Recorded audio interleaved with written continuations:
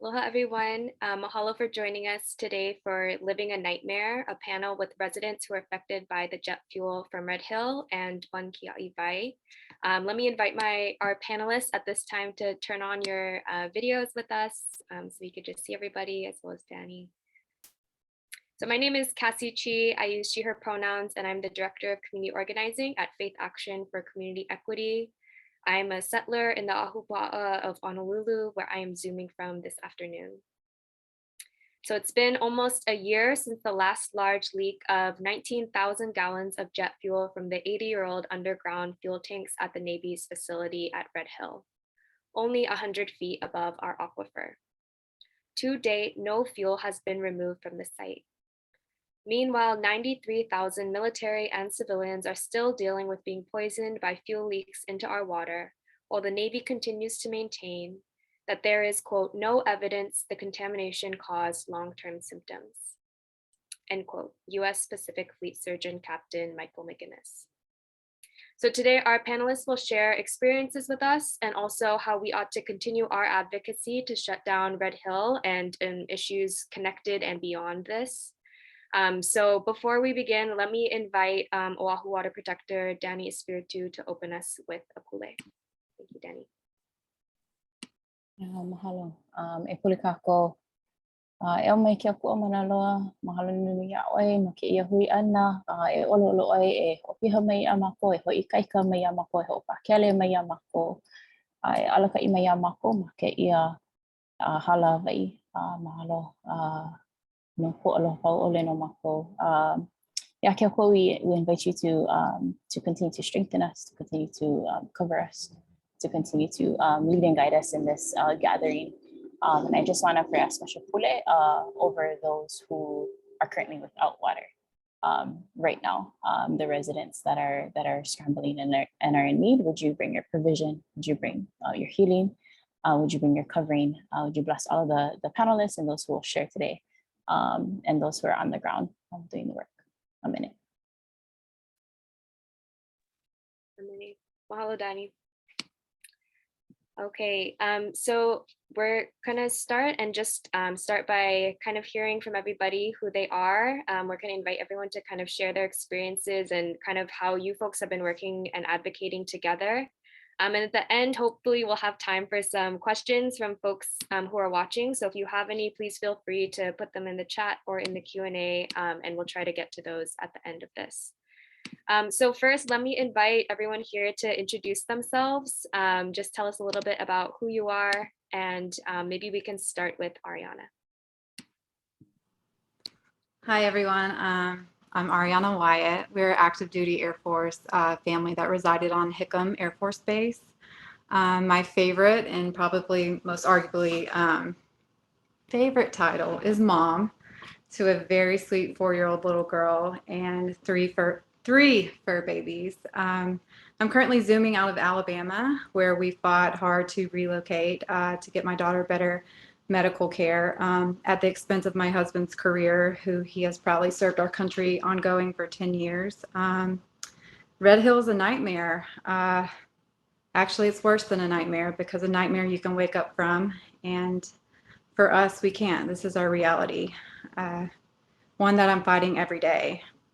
When I didn't know who to turn to, because our military leaders did not have truth or transparency, is when I sought out the Sierra Club. And through the Sierra Club, I met Oahu Water Protectors, Ann Wright, which I saw that she's on. Hey, Ann.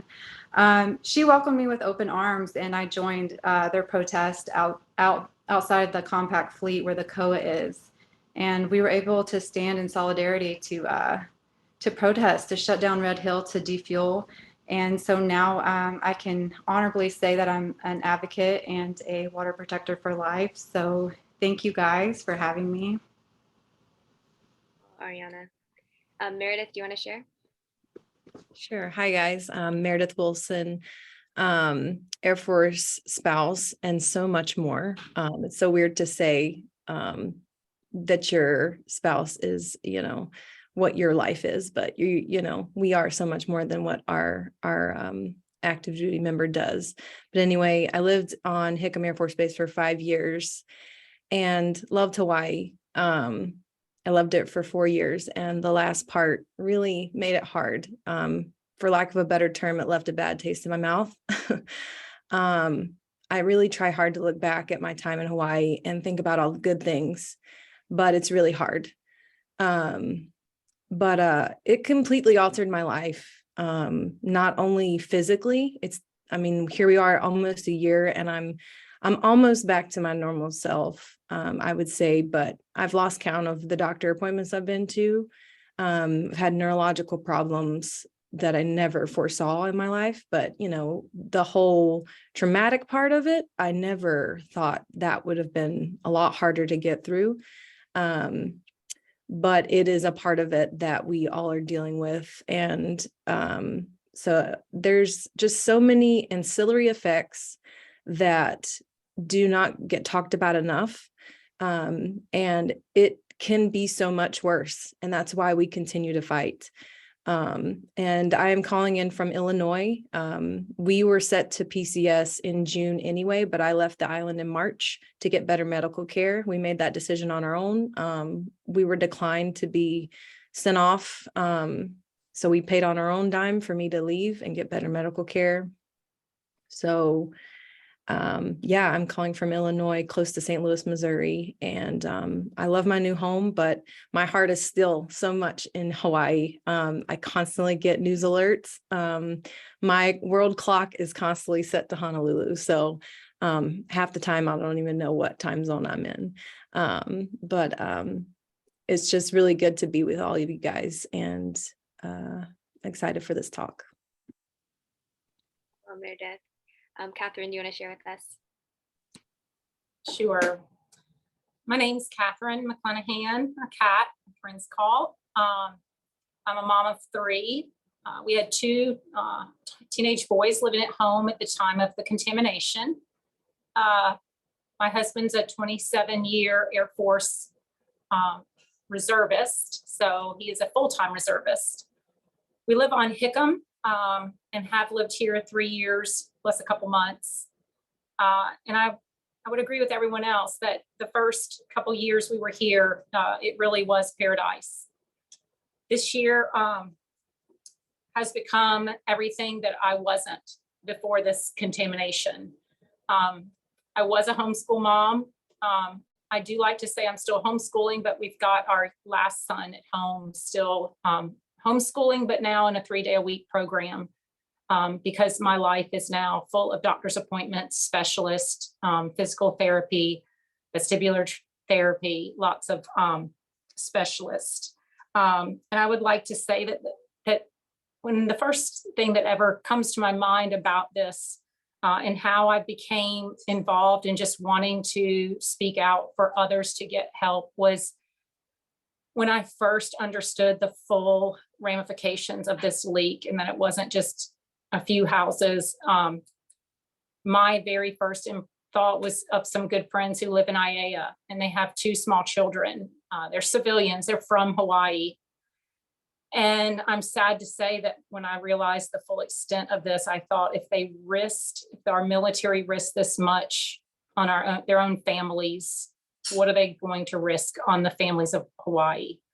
And it bothered me and concerned me. And that's how I began just asking questions and finding out how we can get a better life for everyone. So thank you. Thank you, Kat. Let me invite Mandy to share, and maybe Mandy, if you can give a little context of how you folks all met as well. Sure. Hi, aloha everyone. My name is Mandy Feindt. I'm your resident active duty service member. I'm a major in the United States Army. But the most important job that I serve, the most important role that I will ever serve, and certainly the job that I will have that far outlast my time in the military, is a mother of 2 small children. They were 1 and 3 years old at the time of poisoning by my own employer on American soil, an American asset. And that has certainly been a very hard pill for me to swallow, as you can imagine. I am currently calling in from Colorado Springs, Colorado, where I have received a compassionate reassignment. I think I was probably one of the first folks to do so. And although we are extremely grateful to be here, and to be out of the environment. I will say now that we've been removed for some time, we certainly are missing Hawaii, and we're missing our family and friends there. Hawaii was the dream assignment. It was the dream location, and we truly were living the dream in paradise until we were poisoned there. And again, I've stressed, it's been very hard for me as an active duty service member. But honestly, I never expected any of this. I never expected to be in this position to be advocating as much as we have been, to be rallying in the streets of DC and congressional leadership and meeting with, Pentagon leaders. None of that was ever in my plan. But I feel like in the military, you're charged with the duty to take care of others, to put others before yourself, and to make sure that when folks have been harmed, you step up and say something and you do something about it. And that's exactly what I've done. And so the way that we all met is because the majority of us here actually all of us have the same lawyer. So certainly when your kids are poisoned, and when you feel like you're in one of the biggest cover-ups in U.S. military history, probably since Camp Lejeune, naturally you get a legal team. And so that's how the majority of us have met. I think I met Ariana's husband first, with him being an active duty service member, and Ariana and I connected because we have two little girls that are, a couple of weeks apart. And through different events, through our legal team that our legal team has put on, I've met the other gals. And then I also was just extremely lucky to spend an entire week in DC with the Oahu Water Protectors, one of them being Keoni. So we'll segue into him. But we are extremely grateful. I just want to say this. We are, obviously this situation, particularly for me being an active duty service member, has been a bit uncomfortable, right? There has been, there hasn't been the rapport between, some of the folks in Hawaii and service members. And certainly when service members or the military is responsible for poisoning people and contaminating the environment. But I just want to say that I'm so grateful for the open arms that the people of Hawaii have given us and our families. And I'm extremely grateful for the Oahu Water Protectors and those who came to DC with us, and those who continue to welcome us and sign wave with us and fight for us just as much as we are now fighting for them, and also fighting together. So with that, I'll turn it over to Keoni. Aloha mai kako. My name is Keoni DiFranco. And first and foremost, I want to say I love my land. Aloha aina. I'm a Kanaka Maoli Kia'i Wai, native Hawaiian water protector. I live on the windward side of Oahu in Waimanalo, where my ohana, the Nahola Va'a, have been for generations. And I trace my roots back to the Kiawe line and the first canoes that landed in Waipio Valley on Hawai'i Island. I'm an organizer with the Oahu Water Protectors, as well as a Kanaka-led water protectors coalition called Ka'ohewai. And for some context, I'm formerly the founder and CEO of a software company in the healthcare IT space that provided secure messaging and telehealth video conferencing into disaster zone refugee camps and hospital systems around the world.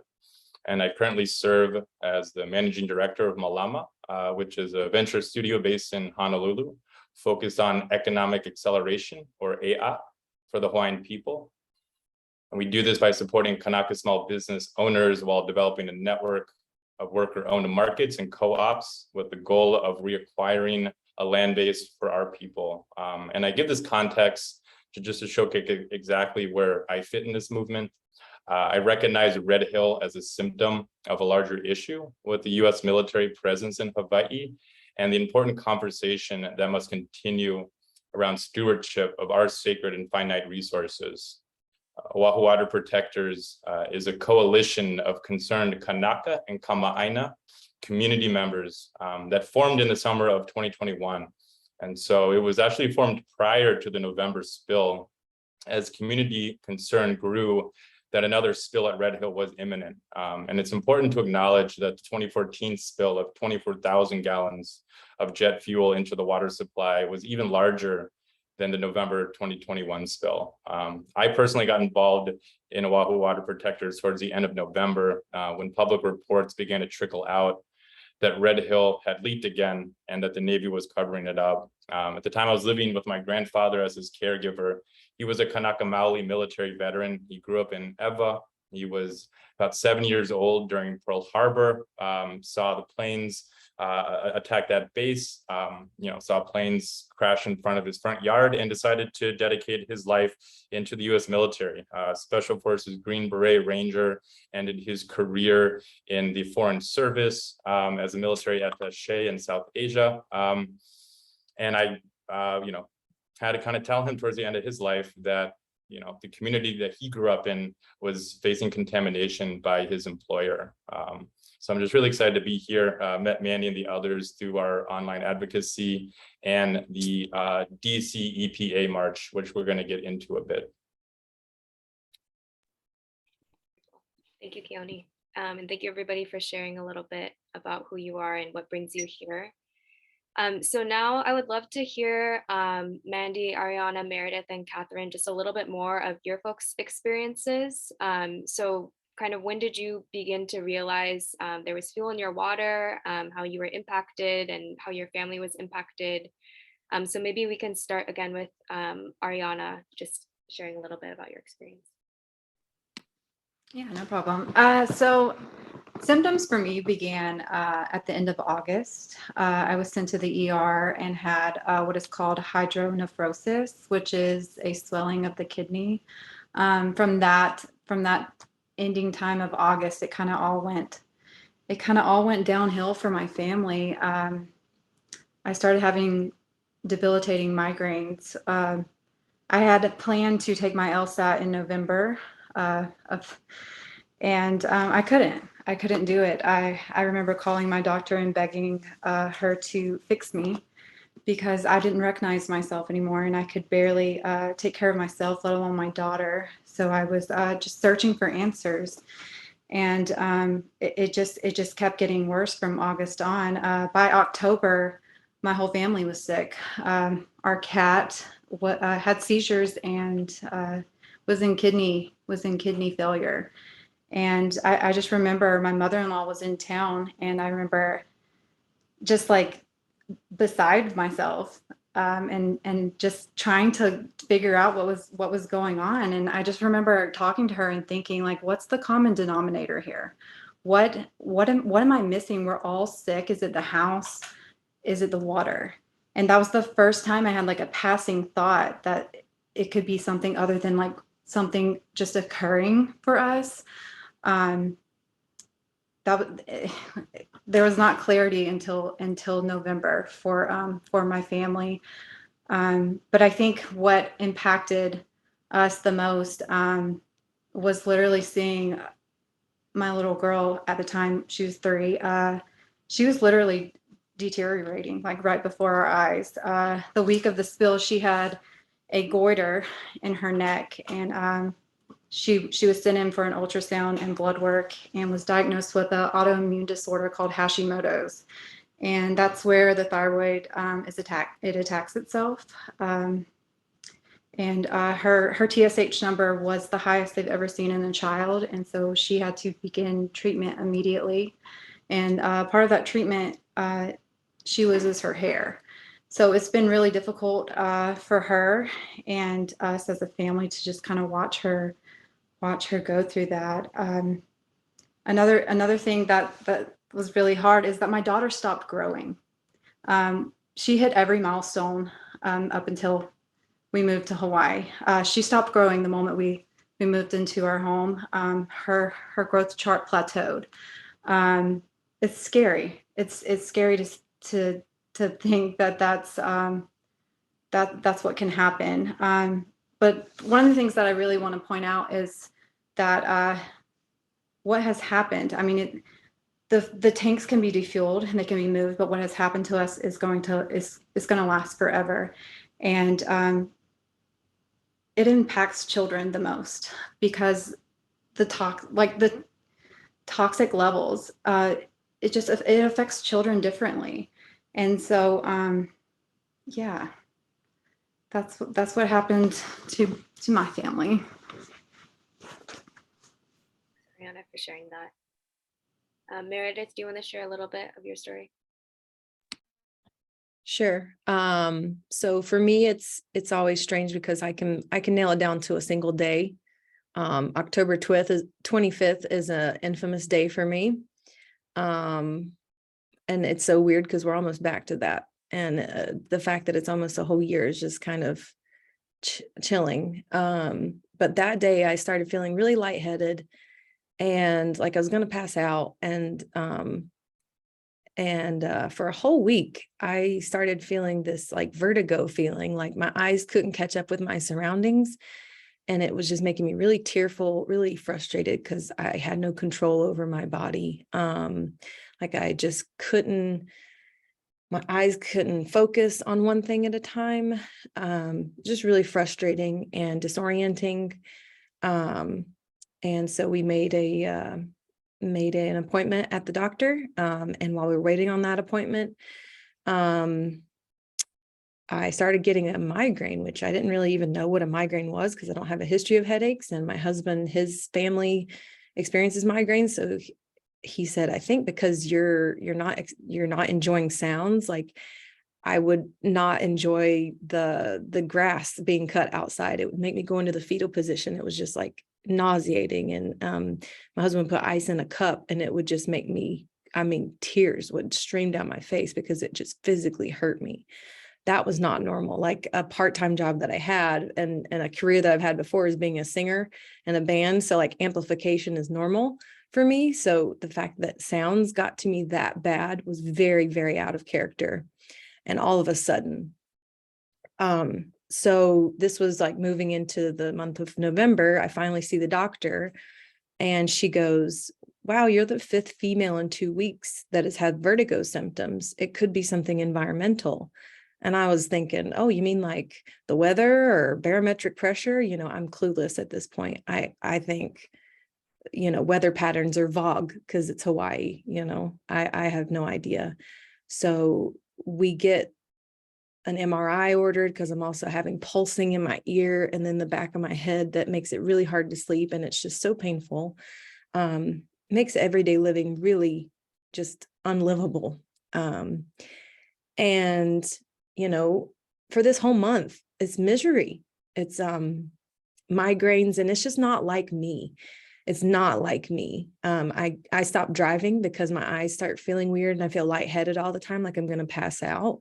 Obviously that's not really good to drive around Waikiki. I'm trying to get to work to Kaimuki every day, and that's not very safe. So I stopped driving and my eyes feel weird.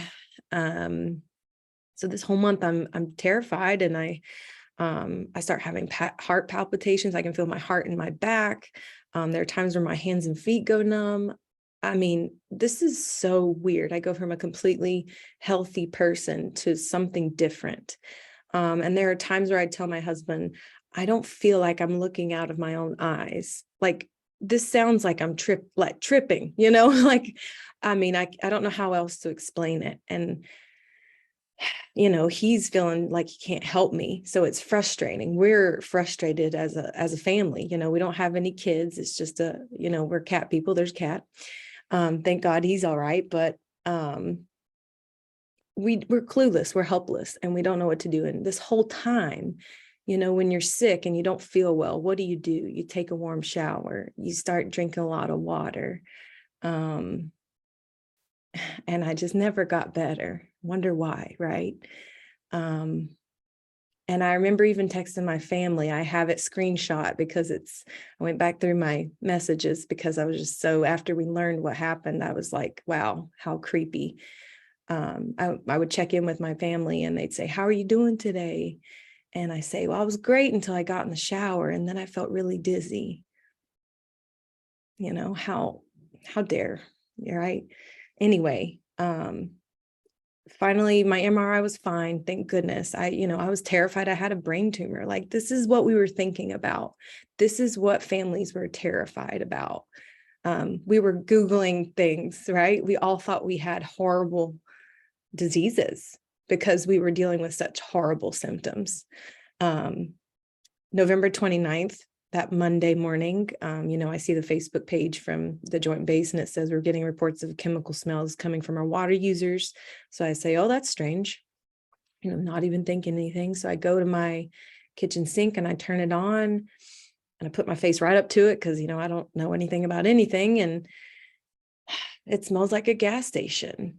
And I'm like, that's not good. So I send my husband off to go get water because I'm like, well, I have no idea how long this is going to last. And what transpires from there, I would have never known in a million years where we'd be right today. I mean, I didn't know what Camp Lejeune was, and I'm from North Carolina originally. And the fact that I had to learn about it after going through this is just really, really sad. So, after that, I finally was able to go to the neurologist with the information that, hey, I was in a contaminated home. What do you think? And they were like, well, we don't know if it did or didn't exacerbate what you had. And so it's like, what do you do with that information? So I learned that jet fuel is autotoxic, which means that it messes with your equilibrium. It messes with your vestibular system, which is everything that I'd been feeling. So it's like, how do you not put two and two together? It's just been really, really tough. And I've been completely consumed with learning about this and researching it and trying to figure out how do we get help? How do we get these families help, and how do we not let this happen again? But yeah, it's completely altered my life. I've not been able to work the same. I've had to go through therapies, and yeah, I'm not the same person in a good way and a bad way. I've learned a lot. I wouldn't say that I've appreciated some of the things that I've had to learn, but that's been my experience thus far. Thank you, Meredith, for sharing. Kat, do you want to go next? I see you unmuted. Sure. Yeah, I'm losing track. Where did it all begin? That's the question, right? I remember telling my husband, and when we arrived here, he and I were so healthy. I opted to sign up with a medical resident program as my primary care doctors. And so we spent the first couple years here just exploring, going on 2-3 hour paddleboard excursions. 6-hour hikes were nothing. I scaled a waterfall and felt like at 50, I was healthier than a lot of 25-year-olds, to be honest. I was what you would say was your doctor's dream patient. I'd been a collegiate swimmer and had stayed active and healthy for the rest up until this point. So in October, I started telling my husband that I felt short of breath. And this seems, for some people, I was 51 at this point, and I'd never actually experienced that. I was a speech therapist in hospitals for many years, and I would actually chart patients' dyspnea, it's the medical term for shortness of breath, and did not really fully understand what it meant. But I said it to my husband. He kind of laughed and teased me about getting old, and we both kind of laughed it off. But it continued for me, and it was worsening in October. Throughout October, it worsened. And when I would exercise, we have a spin bike here in our home. We have weights out back. And if I moved around doing chores, or for sure when we were on our bike, I would feel this where I just could not inhale correctly. So about a month later, my husband starts telling me, what was that you were explaining about how you felt when you were breathing? And that was the first time that I thought, how strange that he and I would both have that.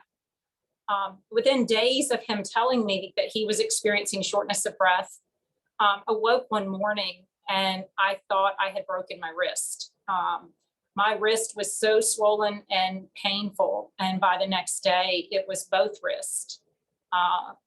Within 2 or 3 more days, my finger joints were so painful to touch, not to hold my husband's hand. It hurt to touch things, use them. could not wear rings. And that went on through November. And I was noticing things that I, at the time, didn't put together with the water. I kept noticing things. I've always been motion sick, but never noticed a problem just the early, like as long as I'm looking out the car straight ahead or driving, no problems. But I kept noticing if my husband turned, I would say, oh, could you just not turn so fast? And he's thinking I was in a parking lot, turning slow. And by the time of the actual like announcement that something had happened, we had unusual, like I would say, urgency for stools. Unusually mine were black, which was just, you don't think to notice or nor to note. People say you have pictures and you think, no, that's not something I do to note things. But I'd also noticed this increased shaky feeling that I thought you kind of get if you don't eat enough. And I never put it together. But as the time went on and we're recognizing, and my husband had had it, our son had had a skin rash down my arms. One of our sons had had it. Another one also had some real diarrhea-like feeling, but none of us were like in the emergency room type of sick. And I actually remember seeing the news where families were interviewed who had ended up in the ER with severe symptoms. And at the time I thought, we're lucky. Wow, aren't we lucky? And I really had faith that, military's been really good to our family. And I had faith that they would set up and we would provide the best medical care. And that was just it has been what had happened in all of that I understood throughout our military life, that would happen. And I struggled because I went to the white tent and they informed me, because we actually aren't on TRICARE, we're seen as civilians, that I wasn't going to be triaged there, that I needed to go to an ER or to see my primary care doctor. There were little red flags like that initially for me, but I found consolation in that the news was saying that every time they had a military leader interviewed, it would say it was a short exposure and the symptoms will be fleeting. And so our boys, who are very large, they're 6'3", 6'1", or 6'1", and just very developed muscular boys, and my husband, they had gotten better. No overt signs that they were still struggling, but my list of symptoms just kept growing. I remember by mid-December, just extreme pelvic pain. And I'm talking just keel over and just feel like it's the worst stabbing pain. And so I began recognizing that my list of symptoms was growing, but every time I saw something on the news, the military kept saying it was a short exposure, it's nothing related. And I think in hindsight, my belief in that delayed me really pushing doctors who also, because we're seeing civilian, also believed what they were reading and hearing in the news, which is it was a short-term exposure, you will be fine. And I remember at one point saying to my husband, I feel so shaky and I feel like I've had wine on an empty stomach, and my joints still were so painful to hold his hand or to use them. And I would feel like I'm swaying, but I couldn't like understand if I was swaying or my husband was, was the room swaying or was I. Just doctor appointment after doctor appointment, we were going looking for answers. And then by spring, I heard the Navy again say, downplaying the medical concerns. And at this point, we were getting referrals now that something was wrong. Doctors were seeing it. I had some unusual blood markers. I had some unusual neurologic.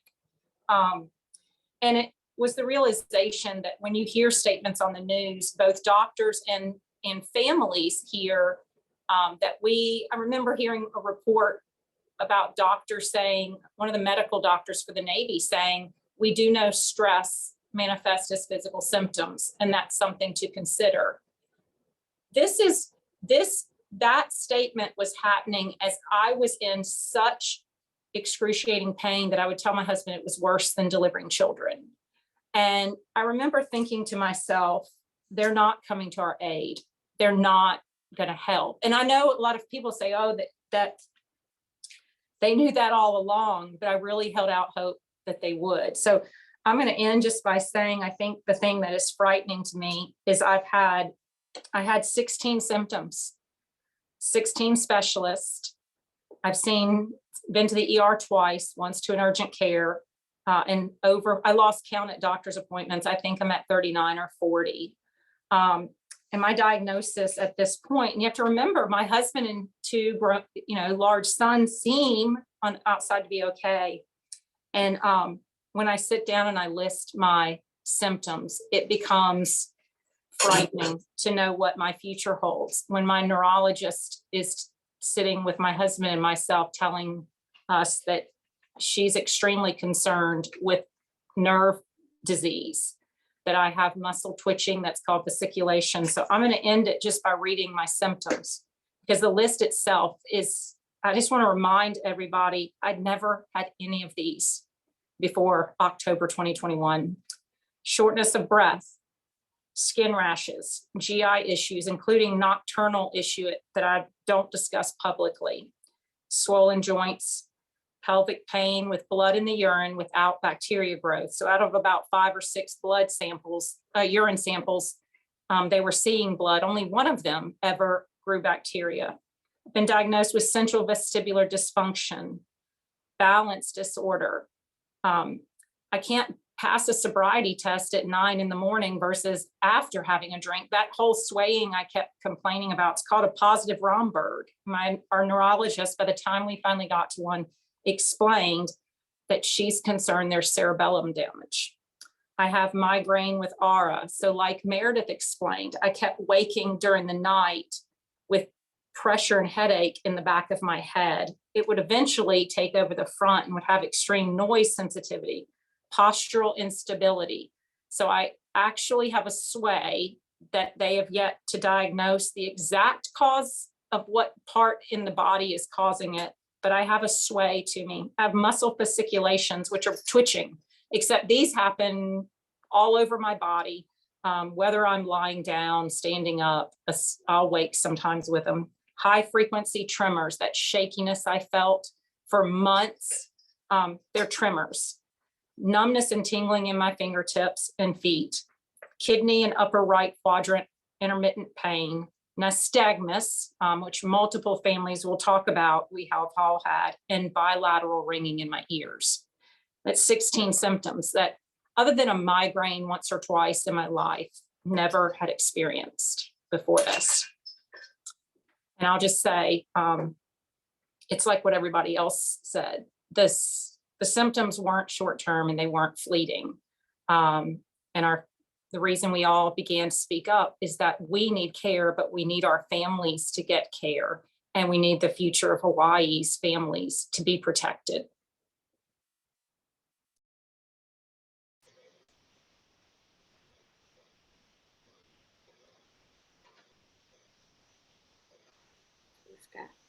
Yeah, Mandy, go ahead. Okay, so for us, we originally lived in Epa Beach, and again, our kids were super young. We moved when my son was 2 months old to Hawaii, and we were living the dream, and we absolutely were loving living there. We were healthy, and we enjoyed much of the same things that Kat mentioned when she just spoke. But then we got offered on-base housing at Ford Island, in historic housing, waterfront property that overlooked the Utah right there on Pearl Harbor. And we couldn't say no. We were so grateful to live in that home and a home that had survived the attack on Pearl Harbor, just to be a part of that history. And we just never in a million years, had we known, quite honestly, before we even moved in, we didn't even know about Red Hill. We had lived in Hawaii, we came over, we were briefed on a few things. Red Hill was never mentioned. We never knew anything about 2014. I didn't even know what Red Hill was. And had we known, we wouldn't have moved in, as grateful as we are to have been, to have lived in that house. But almost immediately, so we moved in again, May 2021, almost immediately, we started getting sick. And for us, that was, vertigo. For my husband, just feeling really off balance. Ocular migraines. He'd never even had like regular headaches, just he was seeing prisms in his eyes. They got so bad. With the kids, terrible rashes. And what did I do as a mom? Obviously I took my kids to the pediatrician.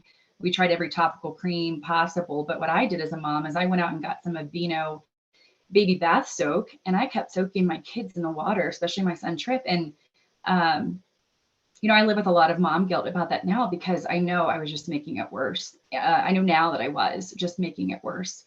My son Trip also developed a terrible cough. And again, we kept taking him back to the pediatrician, and, oh, maybe it's asthma, maybe it's allergies, maybe it's this, that.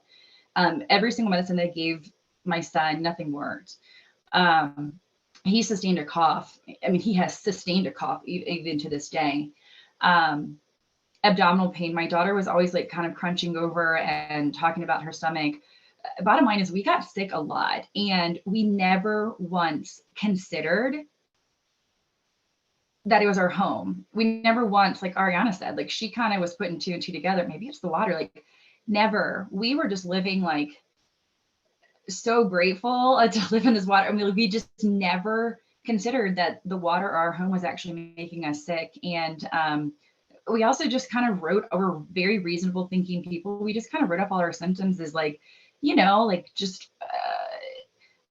our kids are both in the CDC and daycare. Maybe they picked up something at school, or COVID was going on. I can't tell you how many COVID tests we took, because we'd never had COVID confirmed. We just kept taking COVID tests thinking maybe this is COVID related. We kept writing off all of our symptoms. And it wasn't until in November, my husband and I celebrated, my parents came to visit, and we, for the first time, celebrated an anniversary. We took our first trip without kids. And so my parents were in town. They stayed pretty much the entire month of November. And we just flew over to Maui, and they stayed at Fort Island, and they were so sick. My parents were deathly ill, lost so much weight, could not stay off the toilet. And then, Thanksgiving weekend, I remember feeling like hot flashes, really sick. But for some reason, I don't know, I just didn't put two and two together. And then on the 29th, so I mentioned I'm an active duty service member. So on the 29th, and I'm also a human resources officer in the military. So on the 29th, we started getting reports, obviously, of folks getting sick. And we immediately went into action, figuring out who in our unit, where they lived, tracking symptoms, tracking who lived on base, who didn't, all of those things. And we received, that email, that infamous email from the base commander that, said, there's no indication, we're getting these reports, but there's no indication that the water is unsafe. In fact, we're still drinking the water. And so I hold that gentleman very much responsible for my family continuing to drink the water, and for my fellow service members and their families, and for everyone who was living on base or at Kapalina Beach homes who got sick. Because on the same day, the Department of Health put out a drinking water health advisory that none of us knew about.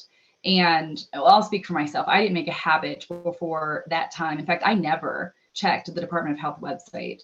But that email that came from the base commander to all residents never mentioned the fact that the Department of Health had a water health advisory out.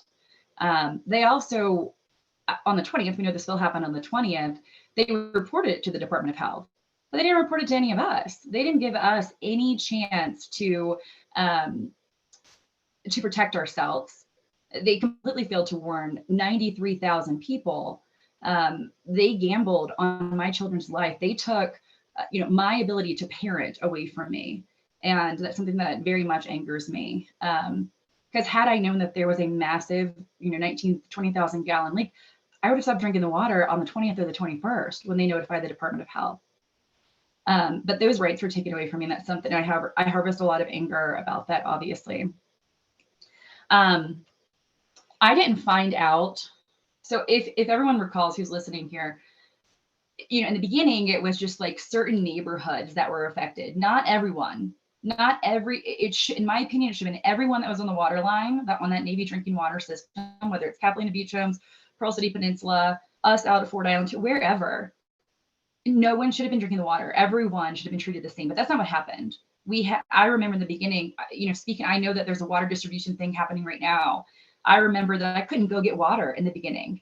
I couldn't go get clean water because I wasn't on that list. And we were told, save it for the people who actually need it. That was the messaging that was coming from my unit. There was the option for us active duty service members to go live down in Waikiki or find a hotel.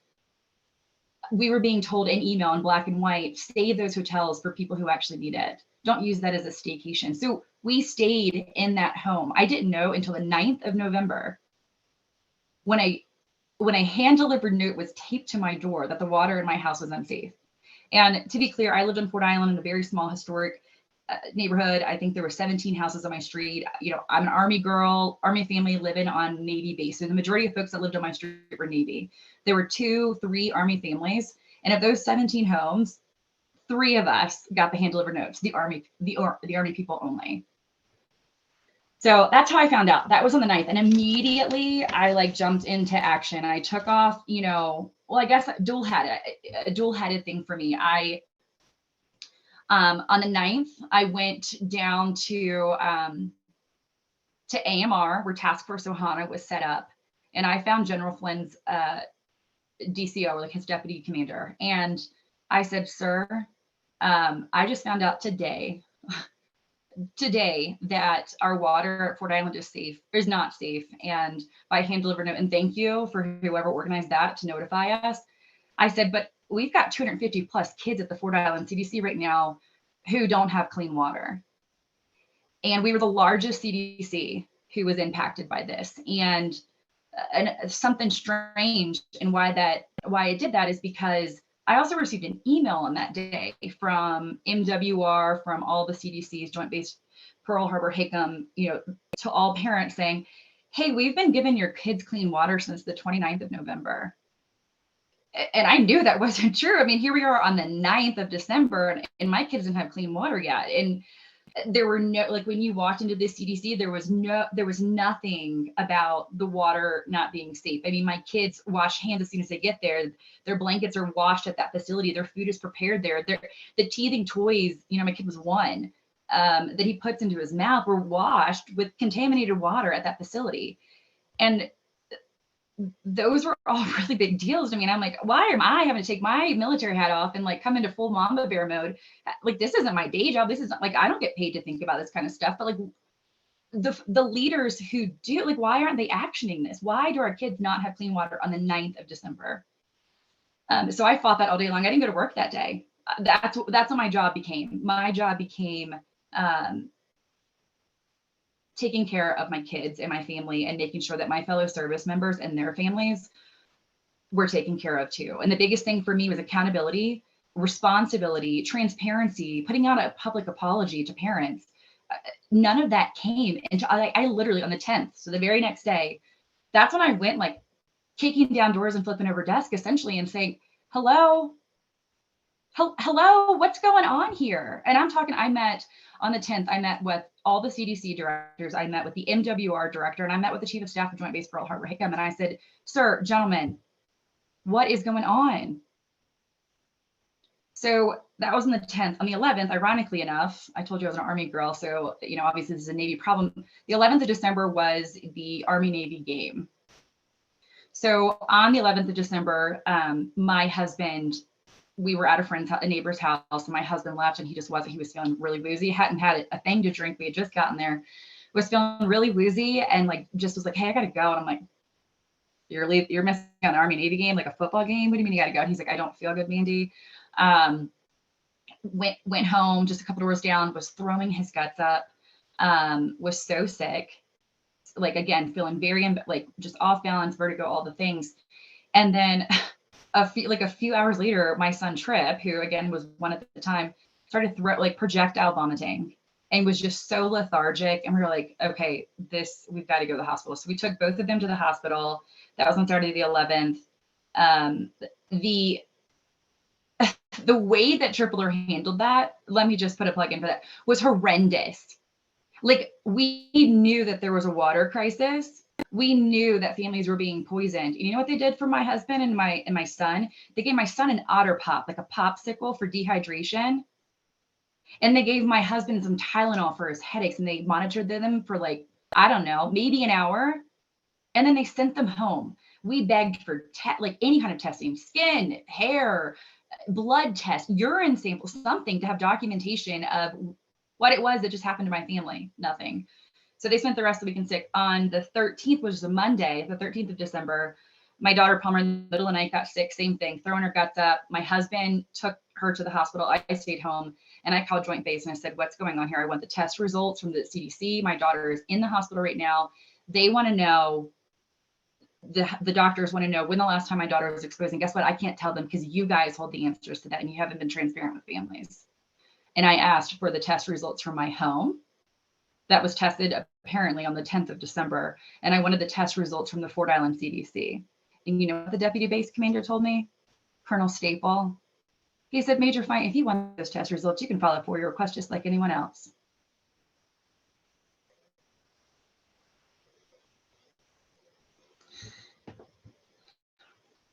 So that's when things really turned around for me. And I realized that I was up against, I was in a war. I was in a David and Goliath fight. And that's truly when things started happening for me. And when I just said, you know what? My family is way too important. I've allowed the military to gamble on my family, and I'm not going to do it anymore. And I'm going to be an outspoken advocate, and I'm going to keep fighting for this. And if the military wants to take it, like take something from me, then I will gladly hand my commission over on a silver platter, because this is wrong. The way that we are treating families is wrong. The way the lack of transparency is wrong. The way we're handling this is dead wrong.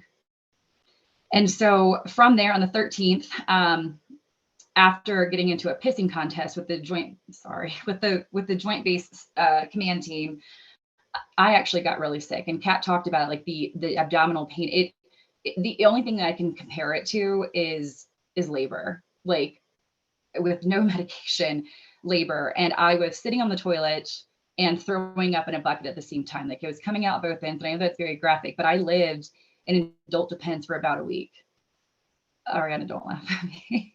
I did. I mean, that's just the God honest truth. I was so sick, and my family was sick. And we just, at that point, it was just a whirlwind. Went to the hospital. We evacuated from our home that night, and we stayed in a hotel until mid-March. And all the while, I mean, you know, from there, it was, you know, speaking at town halls. We took a trip out to DC, dealing with all sorts of retaliation from my unit. You know, trying to like live life, you know, military family, we live a pretty regimented life. And we're trying to like live with a 1 and a 3-year-old in a hotel. Santa is coming to the hotel. It was awful. We ripped our kids from their daycare. We ripped them, you know, from their friends, from their schedule, from their routine. My husband was so sick, he had to take a leave of absence. You know, like it just was awful. Like our whole life was turned upside down. And when we were forced to move back into our house, we all got sick again. And when I say forced to move back in our house, certainly no one forced us to do that. But once they deemed our housing neighborhoods safe, they said, you got 2 days to make a decision and move back in your house. So people were forced again to like gamble, right? Do we trust the Navy, who has lied to us or failed to warn us before, and allowed them to gamble on our family's life again? Or do we go in debt because no one can afford to live in Waikiki for that long, right? And so families were forced back into the homes that previously made them sick and that poisoned them before. And a lot of us got sick right after moving back in. And I ended up in the hospital. And I tell you this, that I ended up back in the hospital so sick. I've always had low back pain from jumping out of airplanes in the 82nd. And that is something that's been the only thing that I've ever had, right? But I lost the ability to move my right leg. I couldn't move my right leg. And I had gross hematuria, just like Kat mentioned. I was peeing blood, and I was not passing any for kidney stone or anything. That I had every test under the sun. And there was no explanation for any of the symptoms that I was having. And when I said, hey, could this be related potentially to Red Hill? People started talking to me about my mental health and about stress, and if I wanted to talk to someone, and how stress certainly can manifest into symptoms. And I said, Stress can make me like have temporary paralysis and not be able to move my right leg. Stress can make me pee blood. Like, are you guys serious? And so that was the overarching narrative. That's when that narrative began. And I will tell you that I was hospitalized. Like, I was hospitalized for 4 days when Captain McGinnis got on Hawai'i News Now and said stress can manifest. It was the verbatim thing that I was being told at Tripler Hospital was what he was putting out. And on that same day, Ariana Wyatt came to visit me when I was in the hospital because her husband was also at Tripler. And we watched Captain McGinnis tell the entire island that no one had been hospitalized. There's two of us actually. I actually watched his news conference from my hospital bed where I was hospitalized.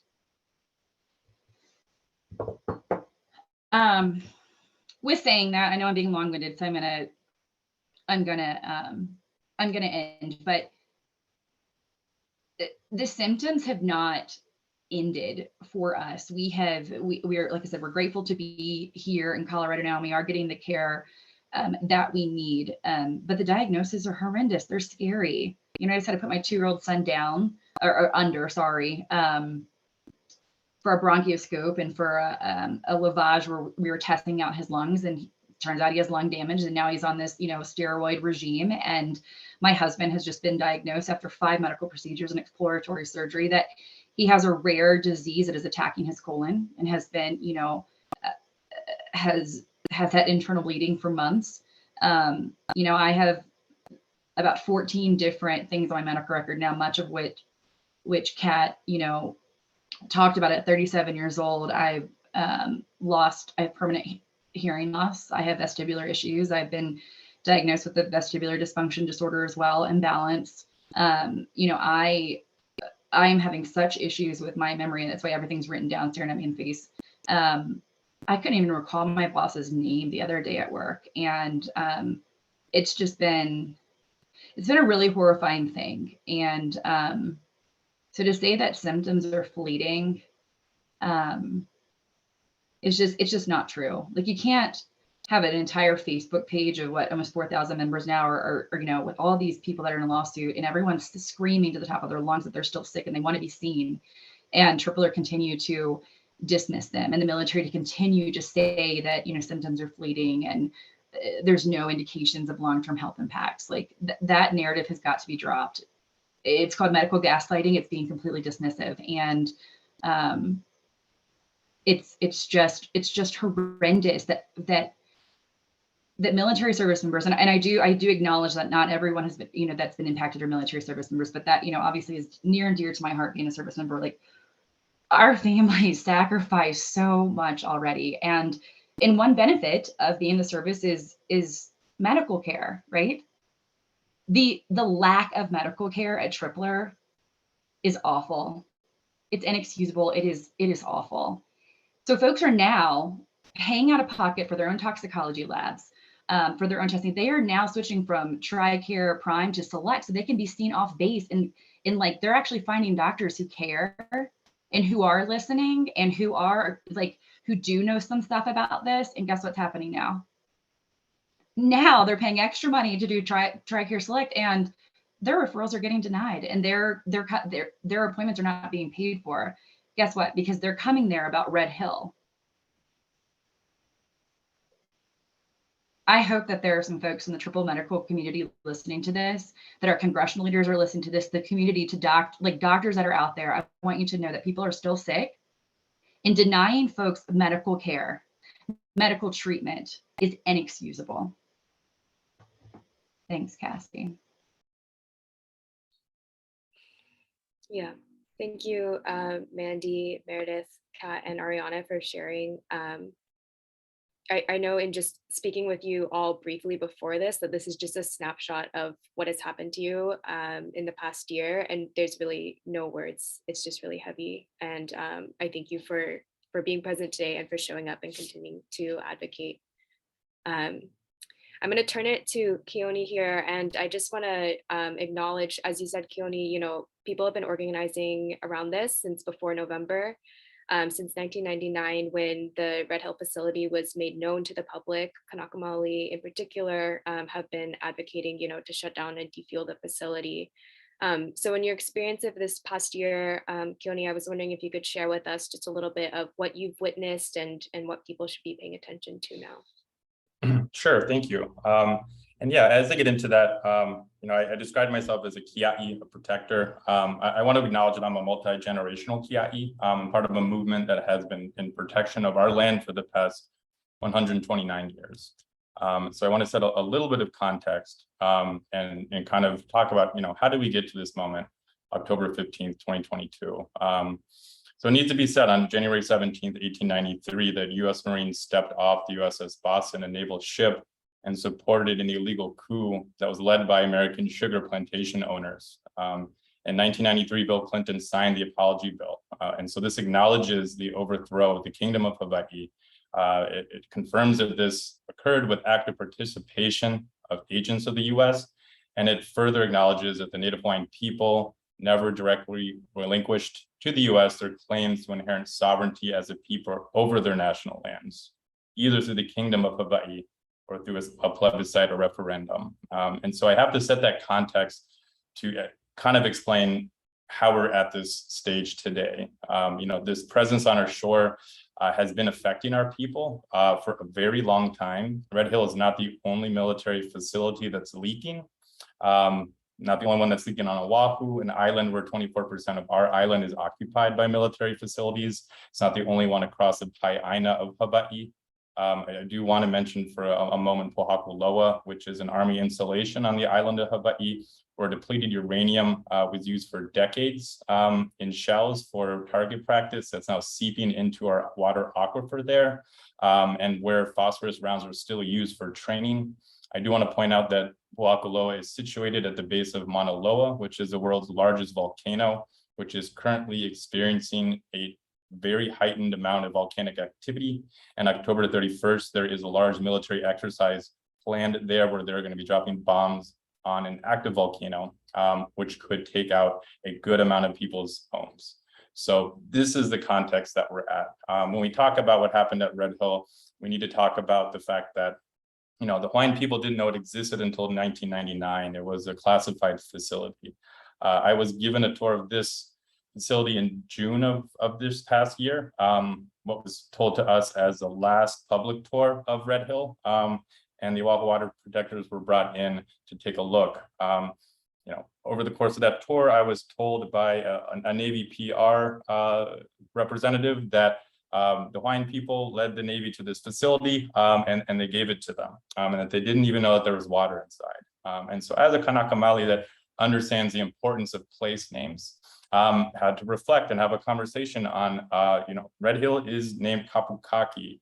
We named this place Kapu, sacred, precisely because it was our water source. We've always understood where our water is. As an island people with finite resources, we take tremendous care to ensure that we had a self-sustaining regenerative society, that we took care of our water, and we never would have allowed 100 million gallons of fuel to be placed 100 feet above our aquifer, which is where we are today. And so when the Navy spilled petroleum last year, it was not in November, it was in June. And we've spoken a little bit about this, but it's really important to acknowledge that the Navy stopped submitting water reports in June of 2021. And this is precisely because there was heightened levels of petroleum hydrocarbon in the water.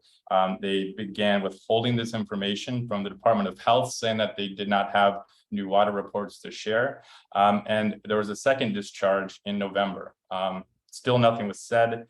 This was, a week before Thanksgiving, and then 1,000 people show up in the hospital, and then it's, the following week when they finally admit that there was a spill and that they're forced by the Department of Health to, hand over these water records. And so this is where we're at, which is such a level of distrust between the public and the Navy, and nothing has changed. At that point, the Navy turned off the Red Hill well. They didn't even alert the Honolulu Board of Water Supply at the time. They found out about that through the news. They quickly turned off the public's water supply that was nearby, specifically Halawa Shaft. Halawa Shaft supplies a majority of water for the city of Honolulu. And now this water shaft is offline indefinitely, potentially forever. And so now we're at a stage where our Board of Water Supply is now having to dig new wells to find a long-term solution for Oahu's water supply. And so what's at risk here is the death of an island. You know, there is no way to get petroleum out of an aquifer. There is petroleum right now, thousands of gallons in our aquifer that is heading east towards Honolulu, and there is no way to stop it. In August, there was water monitoring wells that detected this heightened hydrocarbon levels of petroleum being detected outside the borders of Red Hill for the very first time. If this hits the public's water supply, there is no long-term solution. Where are the 900,000 people that rely on water on Oahu going to go? Especially the Kanaka Maoli, where this is their home. You know, I'm in touch and support our Kanaka military service members and their families that have chosen to stay here, that have chosen to use only bottled water for all necessities, brushing their teeth, taking showers out of their homes, doing their laundry, because this is their home. This is where their family is. They have nowhere to go. And these people are still struggling. You know, we're going to get to what we did in DC in a little bit, but you know, on Monday, the first 1 million gallons of fuel was supposed to leave Red Hill. Over the course of the past 24 hours or so, there has been some sort of disturbance. There was a water main issue. The defueling on Monday is now canceled, and our people are right now in the Ewa area distributing water to civilians and military families that need water. And our organization's been doing this every single month since last fall or last December.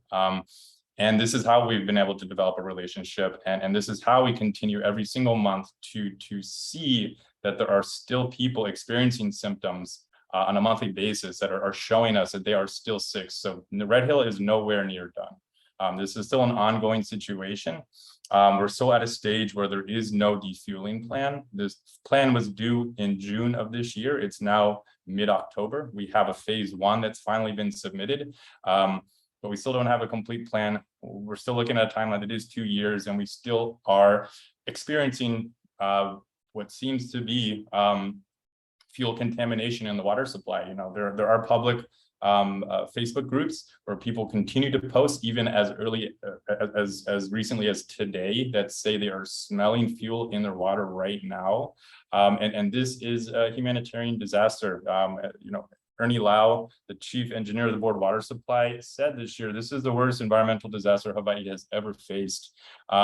And we're at a stage where there is still no civilian representation in any way whatsoever. There is a joint task force that was recently created, but there's no civilian oversight. There's no civilian representation. There's no communication at all. And we don't know what's going on. And so we're at a stage where we want a seat at the table. You know, we demand to be a part of this conversation, and it is, again, larger than Red Hill.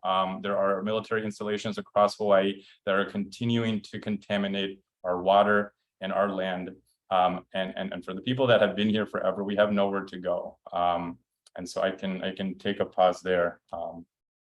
Thank you. Thank you, Keoni, for giving us some greater context to how this is connected to other issues as well, and to occupation. So thank you for preparing that. I want to hear from all of you and maybe transition a little bit to, you know, what is it that you folks are asking for? And maybe if you can speak a little bit, I know the 5 of you were together in DC recently advocating, and I heard some really good stories about solidarity as well. So maybe fill us in a little bit on what is it that you're asking for, and maybe some of that work that you folks did in DC together. Meredith, do you want to start? Sure. So we were lucky enough to kind of be invited. What really kind of was the impetus for this trip to DC was one of our friends kind of spirited a event for, and I think Mandy will expand on this later, but there was an EPA rally to kind of overarching contamination issues in the United States that kind of transpired online. But that was an event that happened, and we kind of all talked to each other's congressional members from the states that we were in. And because of how we were, kind of spread out throughout the United States after we were placed in different states. And then we wanted to get in touch with our Hawaii delegation. But we decided to, after this rally, we wanted to get in touch with our congressional members, and because we want to exhaust all of our tools and our efforts to not only do what we can on the ground on Oahu, but the Congress actually tells DoD what to do. And we want to be able to use those civic actions to say, we tried everything we can, and it's going to take, we know what's ahead of us. We're not dumb. we know that this is not going to be an easy thing, and it's not going to happen overnight. And we know that we're going to have to take many trips to DC and many letters. But we decided to take the effort in reaching out to these offices and these congressional offices, and setting up some meetings with them. So we got in contact with our senators and representatives. And so we put together a one-pager, and we said we need to be specific, and we need to ask for things in our situation that we are looking for the DoD to do, or specifically the Navy to do, to help with the affected members or the affected communities and Oahu specifically, because this is a generational issue now. So the first thing that I'll cover is the first pinpoint that we had was just the main thing is transparency. Just from the very get-go, they couldn't even specify which communities, as we mentioned earlier, were served by the Navy water line. So this was, at least for me, I knew it was going to be a problem. If they couldn't even verify who was being served by their water, we were going to have a problem with transparency and being told what's real, what's not. And then we find out later, just a few months ago, in the Star Advertiser, Sophie Cox article about samples being thrown away, just about, Mandy's home not even being known. I don't think she ever found out about her home test results because they didn't have enough staffing. I think was the excuse that they provided, or the rationale that they provided, that they couldn't even give a test result to see if her home had petroleum in it. So we need more transparency. And the main thing for me, and I know for many, many others, is that when we go to the doctors, we get two questions. It's number one, are you out of the contamination? That's what they really want to know. And that's what's really, really hurtful, is that number one, we want to make sure that these homes are still safe, or that they are safe in the first place. And that's what's really frightening, is that we don't know for sure. And so that's why we really, really fight to understand, are our homes still safe? Are those homes still safe there? And then the second question we need to know is, what was in the water that we drank? We were told it was JP5, but what does that mean? If you really Google it and look at it, what does that mean? What is it made up of? It's that plus additives. The additives are not just something simple. We do know for a fact that antifreeze was found in the drinking water well. Do you think that's good to drink? Do you think that's something that you want to bathe your children in? Is that something that you should be showering in and ingesting? Absolutely not. Do you think that's going to bring on some neurological problems? I think so. So we need to know what was in there. I think that they want to stay under the national guise, or the guise of national security, but it's not like we're going to go and make it in our backyard. It's been degraded in groundwater a little bit. So they need to disclose what was in our drinking water well so we can actually know what things we can tell our doctor to take care of us for. So we need some transparency. That was our first ask. Thank you, Meredith. Kat, can we go to you next? Yes, absolutely. So while we were in DC, I took the topic of medical care and wanted to address legislators. So like we've all heard just the last little bit of time, the families affected understood that how this was being handled was not fair and good. So I want to open by just saying this. By not testing our blood, by downplaying the exposure, by playing defensive versus offensive in medical care, by withholding, as Meredith just talked about, constituents in the water, we have essentially driven the final nail in the coffin for our families and their future health. And I don't say this lightly. This summer, I was able to be seen at a large hospital. And I listened to the doctor explain to me the difference in how treatment should have been provided to families and should not. So what I need everyone to understand, because I think it's important for Hawaiian families to understand this going forward. And even for those families listening who say, well, I had a few little symptoms, but they're all gone. I want you to understand this theme that I've been educated on. Like all toxic exposures, so think Flint, Michigan, Camp Lejeune, some will have no symptoms, some will have others will have mild symptoms, and some will have severe. But they are all affected and they all have severely increased risk in their health. And I say this because I'm a 52-year-old now, and I find it highly offensive and damaging and just embarrassing that I am on a phone with 2-year-olds, 4-year-olds, parents, 11-year-old mothers whose children share the same symptoms I do, but we're comparing notes, trying to understand what tests to ask for, what specialists to get seen through.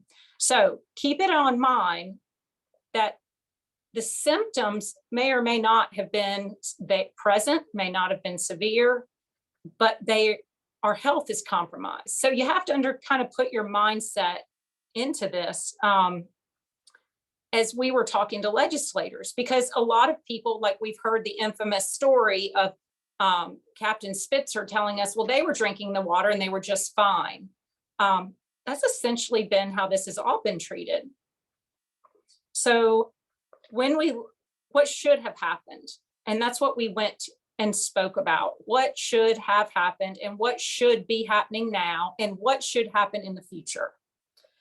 So we need this exposure and every family member exposed to have medical care viewed by specialists through the lens of a known toxic exposure, not ruling out every other possible means. Because you remember, there was no blood testing provided to families.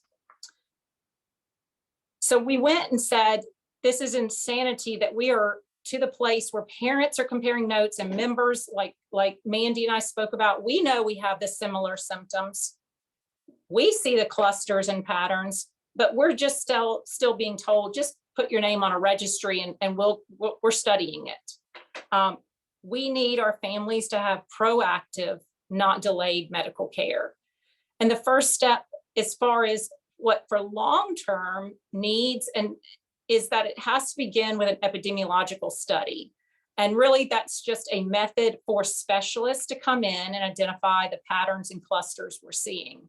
But the biggest emphasis we had was that we're fighting a narrative that the military is still denying that there's any danger to our bodies or that we were even affected or that we even had symptoms. So one of those things they do, how they do that is they deny us care to occupational and environmental medicine.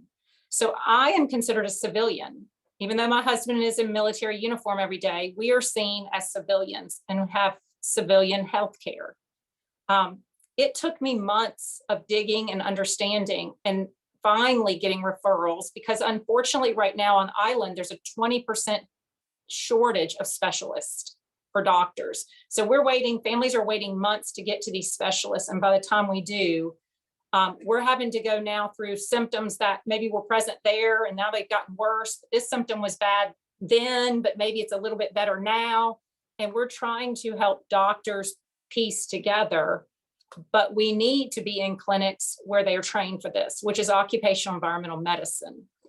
So number one, we need an epidemiologic study going on right now. Number two, we need occupational environmental specialists for all families. We need also to distribute comprehensive screening and treatment protocols. This letter was provided by a healthcare organization who advocates for military families in response to families concerned about symptoms, but not getting any kind of testing offered or education through the military medical system.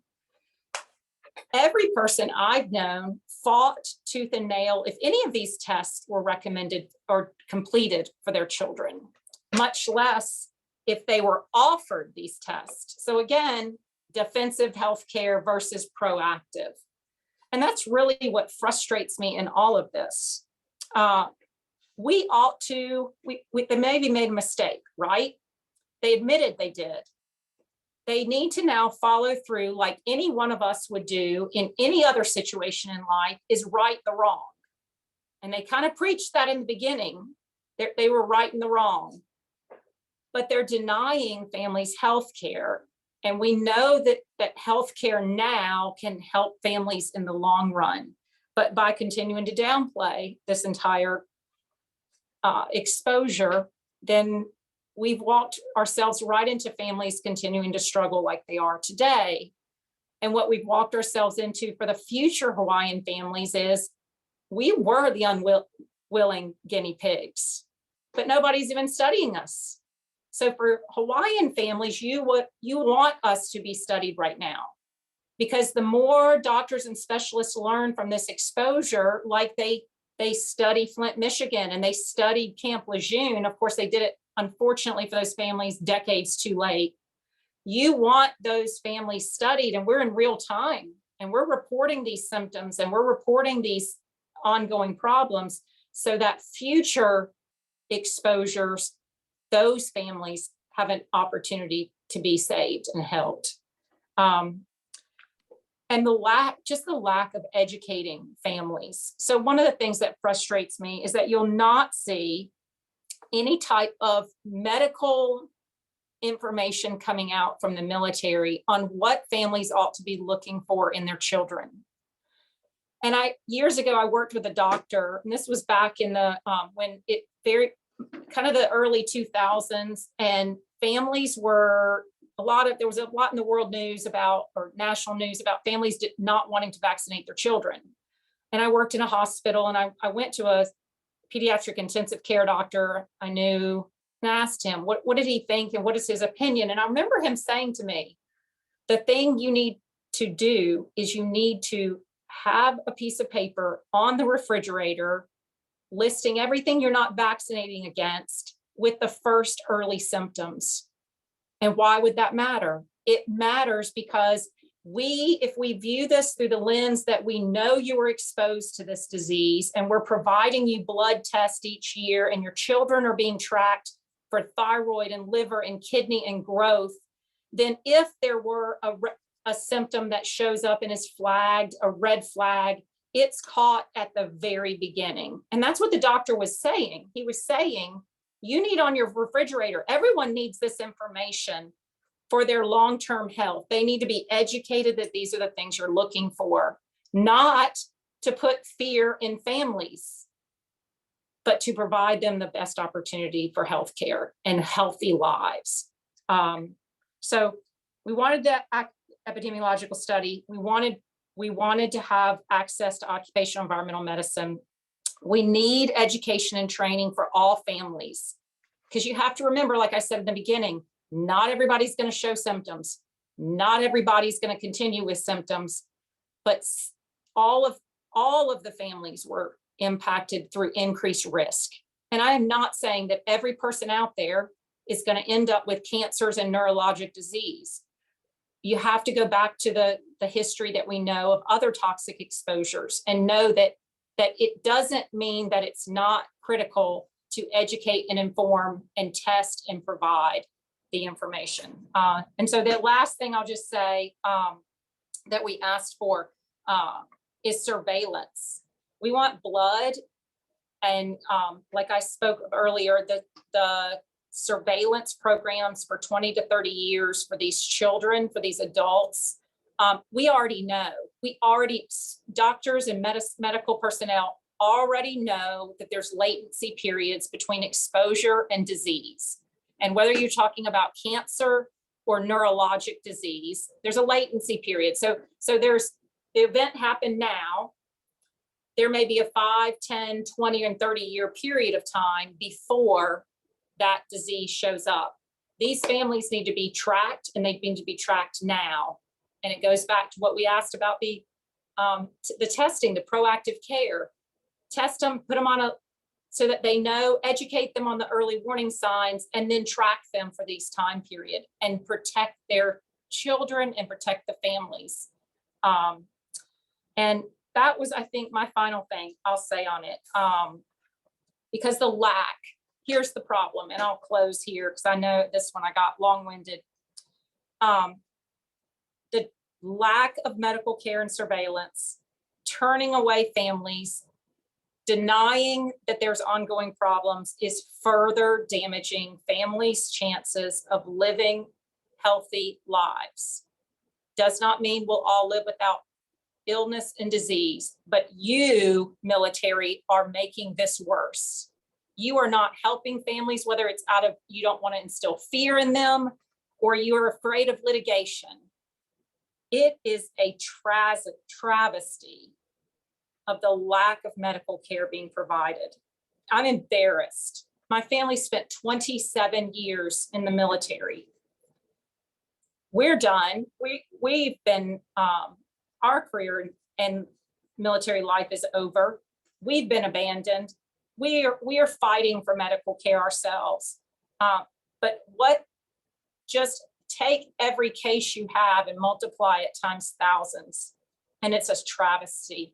I have not seen it in my lifetime to where the military has treated civilians and dependents, military family members, with such attitude of collateral damage in a known exposure like this. So we ended, and I'll pass the mic over to, we didn't end, I'm sorry. I'm ending what I'll say and pass it over because Ariana spoke about the housing issues. So Ariana, I'll let you go and I'll get off. Yeah. Hi. Okay. So, yeah, in DC, we spoke about these topics, and my topic was obviously housing. We asked for something really simple.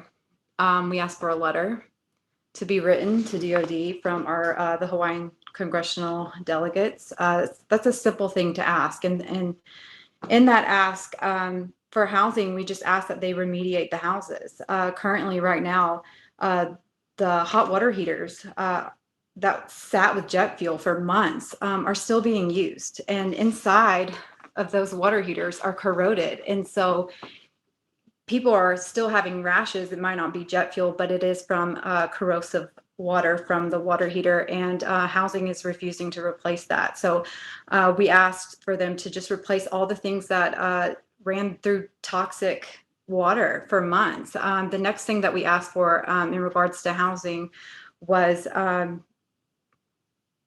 to tell people, right? So when you go in your military, you come and go. When you go to sign a lease, I think in your 7-year maintenance report, it should be said in there that the house that you're about to sign for actively had a water contamination, and you should be able to choose whether or not you want to stay there.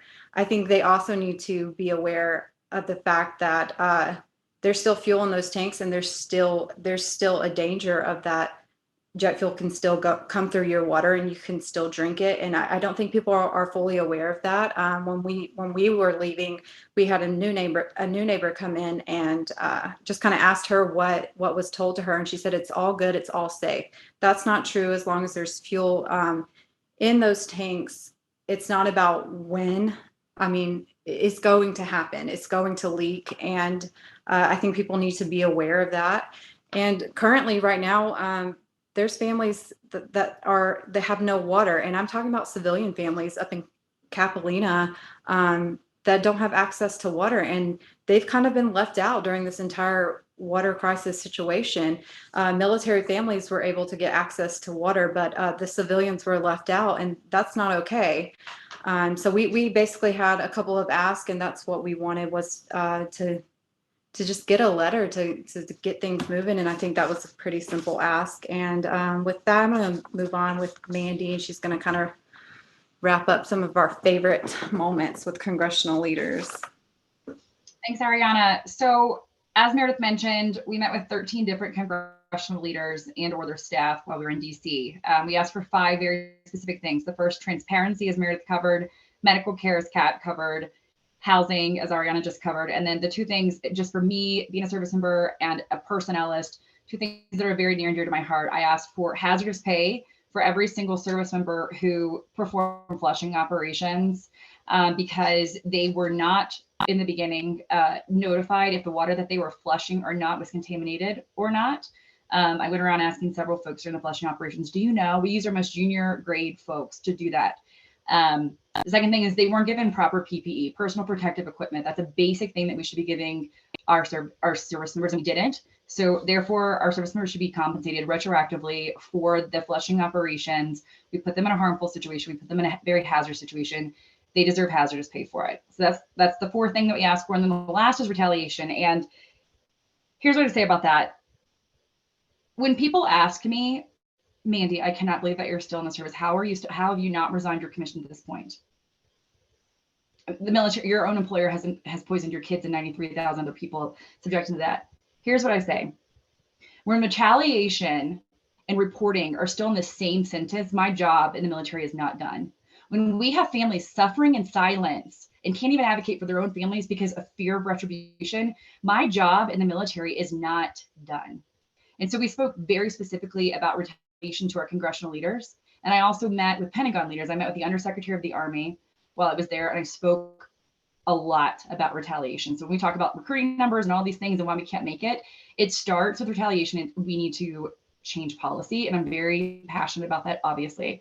That's where I leave it. So we talked about those 5 things. And then what I want Keoni to be able to talk. So I want to share, Cassie mentioned we had like some really awesome stories. I want to share my favorite story. I think it's a great segue to get Keoni back here. So we met with 13 different congressional leaders, and like things were just really fast paced that week. And we had locked in meetings with all of our congressional leaders, except for Senator Schatz. And at the very end, we finally were able to get a meeting with him, but the Oahu water protectors were not. And so I also want to make clear that we had talked when we went to DC, us and the Oahu water protectors did the Safer EPA rally together. We actually both split our time, and we both stood up there and spoke, both groups that were there. We all got on stage. That was awesome.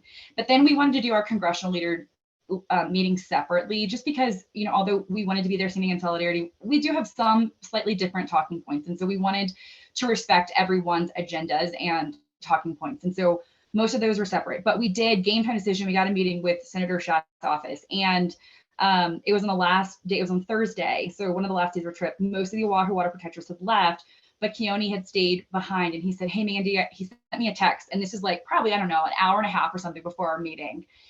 And he said, Mandy, I heard that you guys got a meeting with Senator Schatz. Like, could you please pass on these talking points, or could you at least at a minimum say this? And I said, no, I'm not passing on talking points. You're coming. You better get dressed right now. I don't know where you are, but you're coming. And you know, we talk all the time about everyone having a seat at the table. Like, you deserve a seat at this table. And I'm not gonna speak for you, because I could never do that justice. And so we had an hour. So Keoni like got dressed, and he like got down to DC, and it was really awesome. And another thing I forgot to mention is that we had, I think, 6 people on our reservation list, and you have to. So this was kind of like, you know, I'm a rule follower, but sometimes not. And this was one of those situations where I was like, no, it doesn't matter. So we had a reservation, and there happened to be another guy, like our camera guy, this guy that was doing a documentary or whatever, was with us, and he didn't end up coming. So we had like a male name on there, and we're like, Keoni, this is your name today. Like, you're coming in with us. We get to the meeting, and I was last to speak always. And when it came to me, again, we had a reservation with him or a meeting with him that lasted for 1 hour. But when it came around to me, I was at about the 30-minute mark. And to be transparent, I, in the beginning of this, had filed a congressional complaint, my first congressional complaint back in December with Senator Schatz's office. And so I was very familiar with Senator Schatz and his office and his team, and had already been working with them. So I said, hey, sir, and Keoni was sitting right next to me. And I said, you know, sir, I'm sure you're tracking my family story. I've been working with your guy in your office. Like, I don't really need a lot of time to speak to you right now. And I said, and we are at the 30, I was like, so I'm going to defer the rest of my time to Keoni DiFranco that's sitting right next to me. And I said, and so you've sat down and you spoke with us for 30 minutes. And so we're all going to get up and leave right now. And we would hope that you would give Keoni, on behalf of the water protectors, 30 minutes as well. And like, we took a group picture and then we left. And then Keoni had his own time. It was just like such a magical moment. And it was like, it was our last congressional meeting that we had for our whole trip. And it was just like, it was just such and he agreed, by the way. He wasn't like the camera guy, obviously. And so that part was just really cool. And so I want to turn things over to Keoni so that he can close this up, and then we can answer some of your questions as well. But that was just like a really cool way. And Senator Schatz agreed, and he met with Keoni, and it was awesome. So thanks, Senator Schatz. Yes, I want to echo that. And I do want to thank my fellow panelists, honestly, from the bottom of my heart for this opportunity. You know, to stand shoulder to shoulder with you, for Kanaka Maoli representation, for civilian Oahu water protector representation, and truly the historic opportunity to advocate together, you know, in search and demand of clean water and a safer Hawaii and a safer world. You know, because what is happening at Red Hill is wrong. It is hewa. And I do actually want to acknowledge my mother, who was an Army brat, a Kanaka Maoli military child, who spent time at Camp Lejeune in the early 60s, in the time period when contamination did occur. You know, she doesn't have any long or short-term symptoms, but just to highlight how widespread military contamination is, even when she left her home, found herself under the similar circumstances that we're seeing our families experiencing at Red Hill today. And I do want to acknowledge our comrades around the world, including in Guahan, who are on this call right now, that are currently fighting open burn pits at Anderson Air Force Base, in occupied Okinawa, occupied Palestine, the global South, who are all fighting for liberation and self-determination in their homelands. But we did have some wins in Washington, D.C. So to walk through them, yeah. The day that the Oahu Water Protectors got down there, we had been organizing and in touch with a number of different local colleges, in particular American University, Georgetown, GW, and Howard. And first day, you know, we were doing some Pilina building, relationship building, creating some signs in anticipation of our march and action the next day. And we just so happened to catch President Joe Biden walking into the White House. And so we were able to voice demands. We were close enough that he did hear us, and we were very specific about what we were asking for. In June of this year, a joint task force for Red Hill was created, but there was no one appointed. So this was a sitting empty shell that had no representation in it. And we were calling for that to start up 45 minutes after we were speaking on the bullhorn there. The commander of the Joint Task Force was appointed, and that really kicked everything off. And so, you know, if his team did hear us and someone did reach out and say, what is happening over at Red Hill? The answer would have been no one's in charge and nothing. And so, you know, we feel that we had a piece in that happening. The next day, you know, we jointly got to speak at the EPA, asking them to do that job, to do their job as the EPA. You know, after that march, even a few people walked out of the building and, you know, just started chanting again. And one of them came up and said, you know, we were wearing Red Hill shirts. What is Red Hill? I've actually never heard about it, which is just shocking to us, honestly.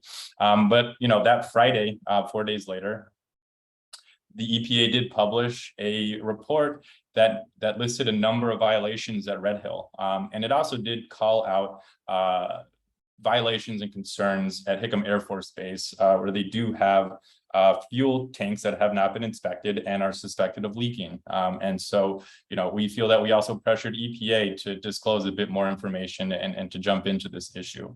Mid that week, we met with Congressman Keoni. We were scheduled to meet with Ed Case's staff. We were able to catch him as well. And, culminated with the story that Major Mandy shared of me sitting down with Senator Schatz, which I'll share a bit more later on. And really culminated with the Secretary of Defense coming out to visit Oahu and visit Red Hill for the very first time. So, that really is a historic trip. It's a shame it took this many people coming down cross demographic to voice our concerns. But for those on this call and listening in the future, it shows that advocacy is important to do or nothing's going to change. So the Secretary of Defense did come out to Red Hill, and defueling was scheduled to begin on Monday. It seems like that is now delayed because of a water main break, but the first 1 million gallons is scheduled to leave the facility pretty soon. And that is just one step. There will then be 100 million gallons still left in that facility in a 2-year timeline without a defueling plan in place yet, but at least we're started. There's 120 people currently working on Ford Island on this. And so that kind of gets us to, the demands we have, what we were speaking with our elected officials about, and what we want to continue to voice to those in charge of this process. And first and foremost, we need to address that there is still heightened levels of hydrocarbon petroleum that the Department of Health is allowing to be in the water. At 180 bits per billion, you can see, touch, and smell petroleum. At the height of the spill last year, that level was over 400 bits per million that was being allowed by the Department of Health. It's currently, my understanding, is still about above 180. I think it's at 200 right now. But when you speak with the Navy and they tell you there's nothing wrong with the water, it's because the Department of Health is allowing petroleum to be in our water, and that is not okay. That's just unbelievable that we're at a situation where we have to explain, if there's someone sick and they're telling you that they're sick, you need to do your job and do something about it. Outside of that, there needs to be disclosure that there was petroleum contamination that occurred in both military housing and civilian housing, because there's still predatory leasing behavior occurring specifically in Kapolei civilian housing. So imagine moving into a home, moving to Hawaii for the first time.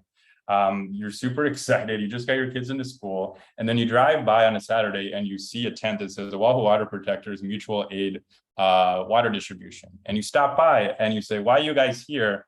And the look on our organization's face when we have to tell them, you don't know, do you? Or when they come the next month and they're sick. Like, this is what's going on. People are signing leases in Kapolei civilian housing, and they get stuck in their lease and they cannot get out of it. And now they're in a nightmare, and there's nothing that they can do, because there still has not been acknowledgement that there's contamination in the civilian housing over there. Same thing for military families. There is a revolving door of people coming into these homes that are attached to the Navy's water line at Red Hill that move into their home and they immediately get sick. And it's a crime, is what it is. It's a crime, and it cannot continue. So those are two things that need to change immediately.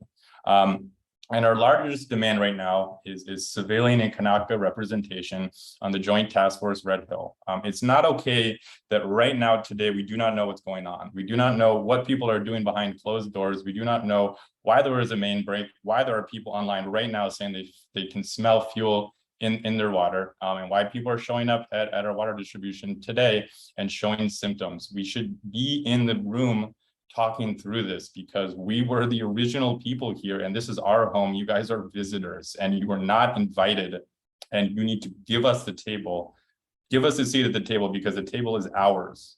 And the less you allow us to be at this table, the larger the cries are going to rise for things to change. And so what we are asking for right now is for civilian and Kanaka representation on this joint task force. And we have a specific list that was published, and it's our advertiser.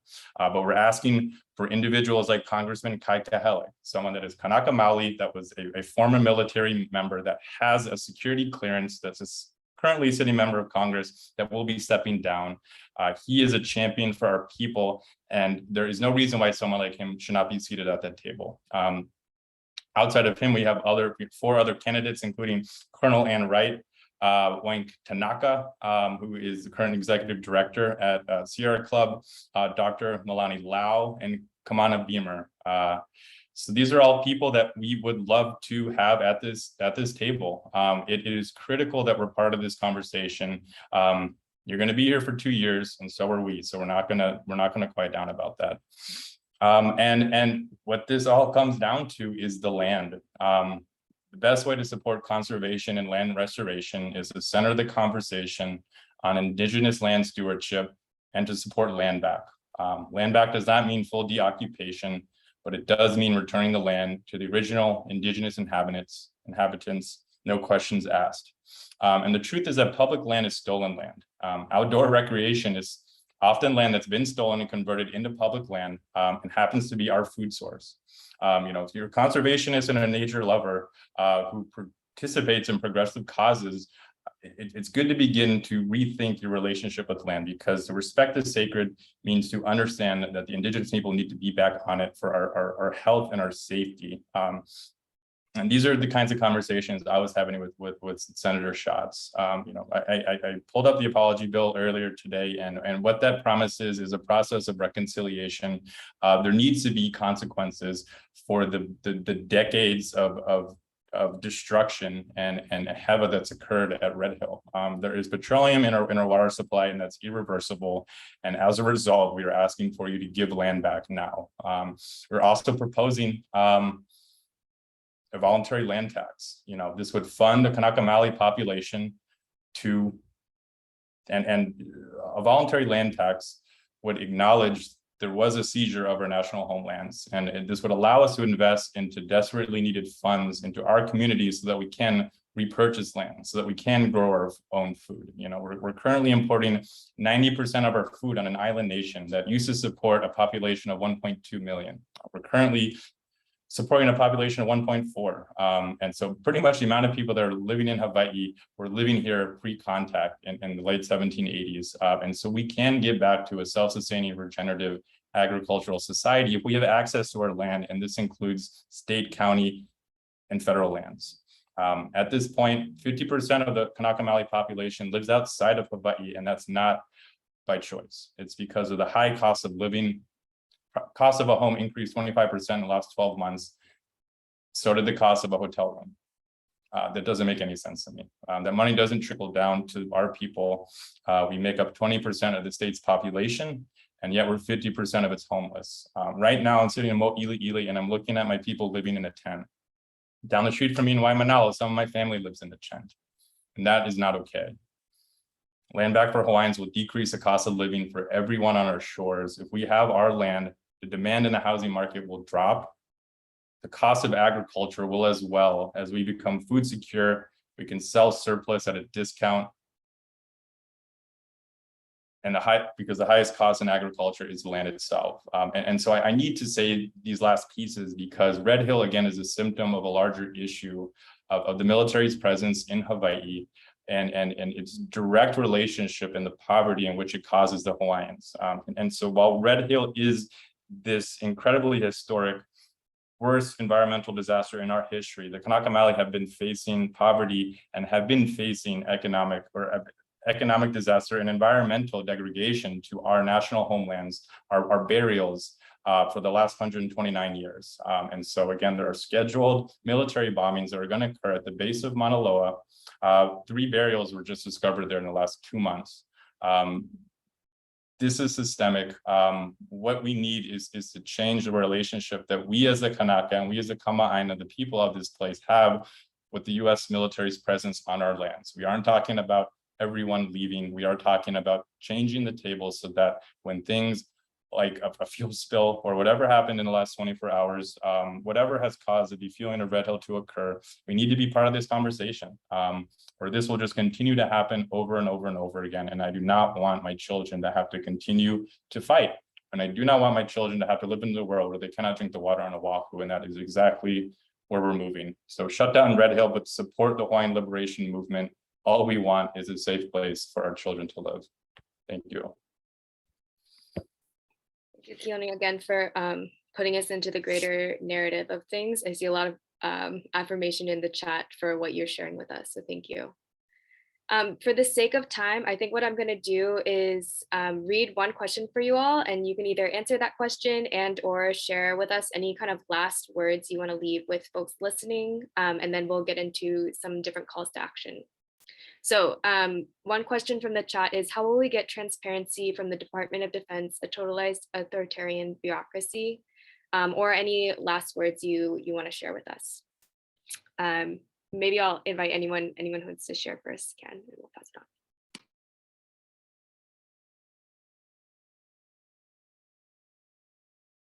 Well, I mean, it starts with having an open discussion with the public. You know, the Navy did a press conference last week, didn't meet with the public. There was a hearing in April, I believe, of this year, where members of the public, including affected military members, went to the state capitol, and the Navy zoomed in. You know, what we want is a face-to-face conversation. You're here as a visitor, and we need to open the door to solving this problem together. You know. Sometimes my words can be viewed as aggressive, but what we're talking about is safety, and we're just trying to change the narrative. There are ways to work together through this, but when we're being ignored, people start to get frustrated. And so I think it would start with having an open dialogue. Come to a safe space and just speak to us as people, because we're waiting for that conversation to happen.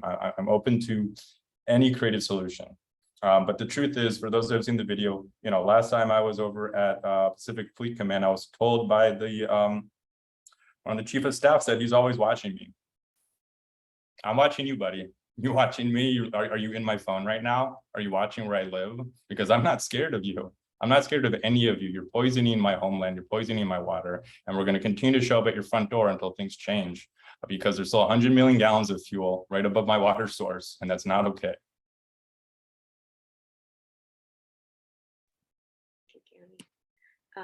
Meredith, do you want to share with us? Sure. I guess just some last words for me is that, you know, a lot of this is it is heavy, and it can be really dark.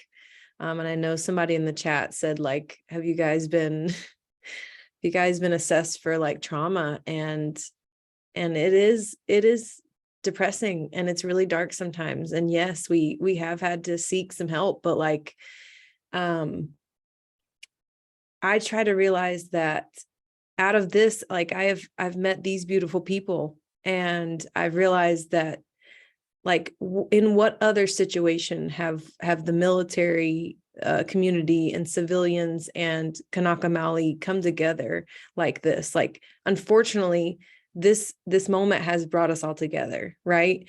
And I've just become really, really grateful for the kind of community. And this is community organizing. Like, this is what it is. And I have come to realize this is what being an active civic member of society is. And it's just restored my faith in, like, that you can bring some change if you just, you know, keep talking about it, show up to a public meeting. You know, you may not have all the right things to say, but because you show up, no one else might show up, but you might. And, you know, your words are better than no words. So incremental change is better than nothing. I think a lot of people are scared to do something because they want to fix it. And they think, well, I'm not going to fix it today, or it's not worth it, because it's the whole David versus Goliath kind of scary thing. But I think that if you go to sleep every night thinking like, oh, well, I'm not going to fix it at all, I think that that's just, I don't know. There's just something in me that makes me think, if I don't try anything, I'm going to not be okay with myself. So I really encourage everyone to think about, you don't have to be the loudest voice in the room. You can send an anonymous letter to the editor of a Star Advertiser or whatever, but or just report if you see something in your water, if you smell something in your water, just report it to the Department of Health. Like, just be active. Just don't stay inactive. If you really care about something, that's what I would say. But you don't have to be the loudest voice in the room. Just keep talking about it, because the way that we lose this fight is if we stop acting. And that's what they're counting on. And I don't want that to be the end of the story. Thank you, Meredith. Ariana? Yeah, to jump back on the transparency on and how to get it from the DoD, it seems impossible, right? Because I mean, we asked and they looked us dead in the face and said, there's nothing wrong with your water. Keep drinking it for weeks. I would say to you that I remember standing in front of the compact fleet. That's where my husband works.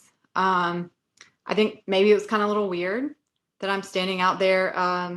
And he's like, hey, you know what? That's my wife out there. Because he chose his family, and that's what the military kind of. This is what they've done. They chose his career or for his family to have a healthier life, and we got out.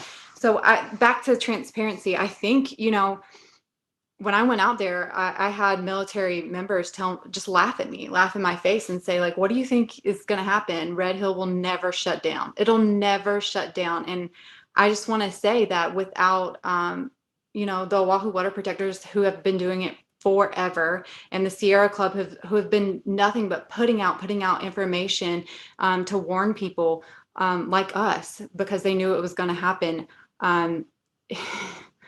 You have to start somewhere, and I think we did. And I mean, we're making progress, probably not at the pace that we would all like, but I think us coming together has really worked. And our DC trip, I believe, was successful. And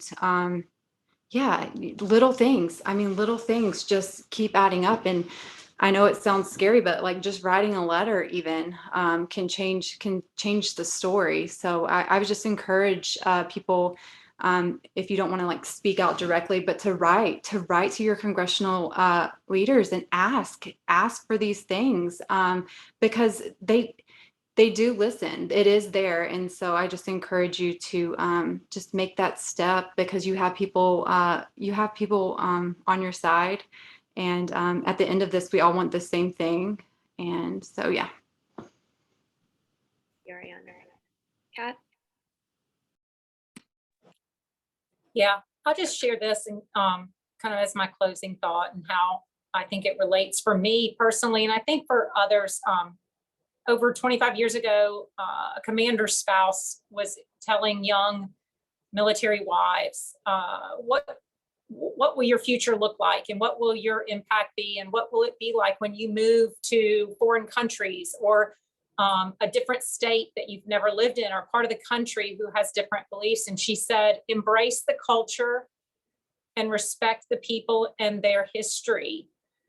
And when it comes to living here, I spent my husband 27 years, different cultures and countries, embracing and learning. And so I think for the first step of learning to advocate and learning to speak for others and to understand the plight of other people is to first learn the culture, respect the people, and hear their history. And so I think I would just encourage anybody who's struggling to understand this, because there's really the implication for the long-term health of Hawaii, for their families and for their environment, and the long-term health of civilians, and the long-term health of families in the military. And so there's a lot of dynamic groups in this, all affected. So I would just encourage you to reach out and learn and listen. And like others have said, then reach out how you feel comfortable. Thanks. Thank you, Kat. And Mandy, any closing words?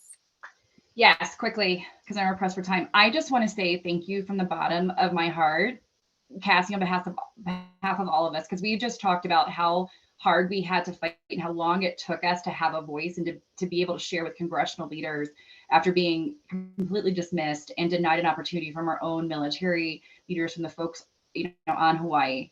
And so thank you for being the first organization or the first group of folks who have allowed us and given us the platform, the voice to share our stories.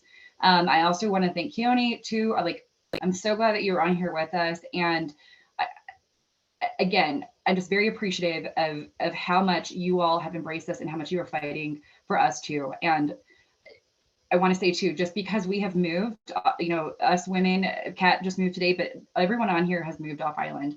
And folks might think just because we moved, like, we're good, we're getting medical care, whatever. No, just because we have moved does not mean that we have forgotten you. It actually means that we are fighting harder. We've been removed from the situation, the toxic environment, heads are a little bit clearer-ish, and we are fighting harder than ever. Our voices are being heard. And I think it's actually very powerful to have folks on the mainland who continue to talk about this. I just want to remind everyone that putting our differences aside in this is powerful. Standing in solidarity doesn't sends the most impactful message, about this. Clean water is a basic human right, and everything else. I'm grateful that we have been able to put our differences aside and stand in solidarity on this, and that we agree on this. And again, no amount of jet fuel is safe in our water, and the island of Oahu, their water will not be safe until those tanks are drained. And I guess that's all I have to say about it. But thank you, Cassie. Thank you to your organization, and thank you to the people of Hawaii who continue to stand in solidarity with us and have our back. Thank you. Yeah, there were multiple times during this panel that my heart was beating fast because I was inspired by you folks, and also because, I just cannot imagine what you folks have been through, all of you. So mahalo for your work and witness, and for your continued advocacy and the ways that you are showing up. We really appreciate it. Just to close for everybody, I'll share 3 things, and I'll also email this out to folks who registered for this, just calls to action. So the first is, as Keoni mentioned, the Oahu Water Protectors put out a call for more civilian and Kanaka representation on the Joint Task Force for Red Hill. So we'll share that with you folks, as well as a 1-pager from Kat, Mandy, Ariana, and Meredith with the demands that they had listed earlier. In addition to that, we're going to host another webinar next month, just kind of giving some more context on, what has happened and where are we at right now, drawing some of that greater narrative that Keoni had invited us into today. And Danny Espiritu and Wayne Tanaka will be giving that presentation for us. So that will be next month. The final thing is there are many opportunities to testify, and there are many opportunities, as folks have mentioned, to write in. You can go to the Board of Water Supply and testify. You can go to the Commission on Water Resource Management as well. So we'll send out opportunities for you folks to stay engaged in that. But mahalo everybody for sticking with us and for showing up and for listening, because that's an important witness as well. So be well, everybody, and thank you for attending tonight. Aloha.